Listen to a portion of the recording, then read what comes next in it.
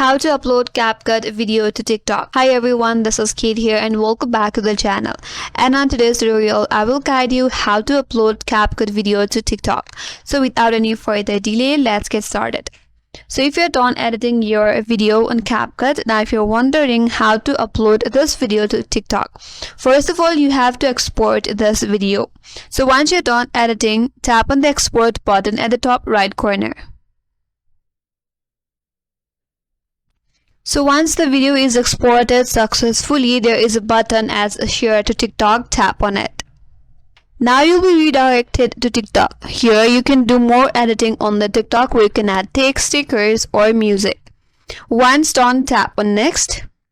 Here you could add captions to your video, and once you're done, simply tap on post, and with that the video will be posted in your TikTok account. And that's all for today's video. Hope this video was helpful, and if you're new to our channel, consider subscribing.